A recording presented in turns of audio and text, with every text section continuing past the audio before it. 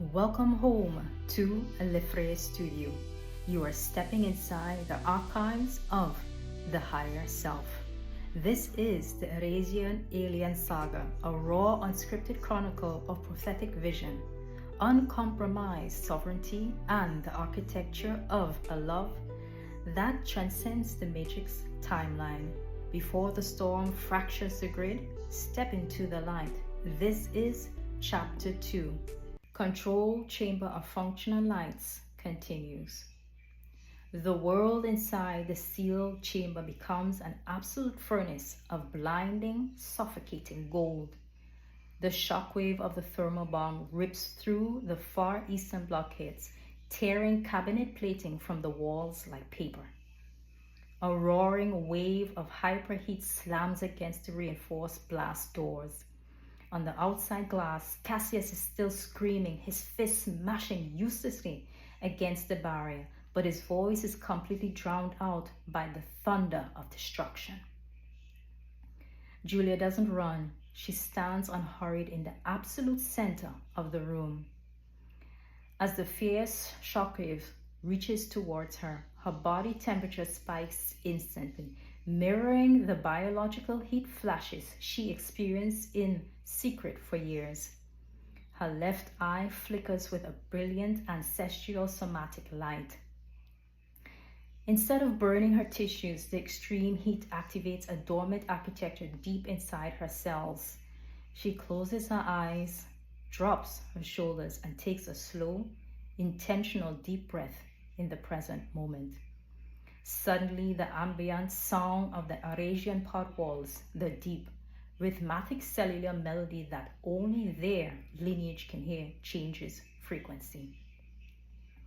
It shifts from a low hum into a soaring, majestic sonic shield that wraps entirely around Julia's perimeter. The sound waves physically manipulate the air molecules, creating a localized cryogenic vacuum that freezes the fire mid-air, inches from her skin canvas. Julia falls to her knees on the scorching ivory floor plates, gasping for air as the smoke begins to settle in thick, heavy layers. Outside the door, the automated emergency containment system finally clicks. The intense heat indicators drop with a pneumatic hiss.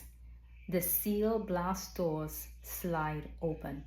Cassius lunges into the smoke-filled room, desperate, his royal guards trailing behind him. He scrambles through the debris until he sees her silhouette kneeling in the light.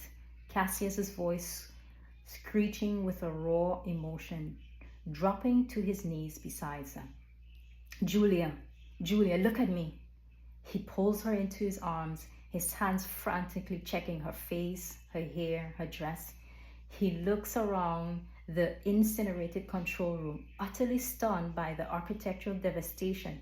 Then he looks back at her completely unsigned skin. Cassius, how are you breathing? The thermal radiators reach maximum combustion. The air in here should have turned to ash. Julia looks into his eyes, using her inner discipline to regulate her breath, and calm his frantic nervous system. She can still hear the residual echoes of the pod sound vibrating inside her gut pathways, but she forces her face into a quiet, unmasked smile. Her voice steady, holding her pace. I told you, Cassius, I can take care of myself. The freeze caps must have engaged just in time to isolate the central sector. Cassius stares at her, his worry deep, his intuitive screaming that there is something massive she is withholding from him. He feels the intense, unnatural warmth radiating from her hands. Cassius whispering softly, pressing his forehead to hers. You are keeping yourself in a courtroom, Julia. I know what the freeze caps are capable of, and they don't do this. I just hope you feel safe enough to open up your vault to me one day.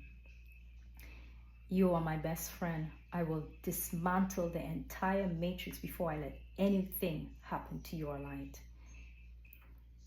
Julia, I know Cassius. I'm here now. Let's get the children evacuated.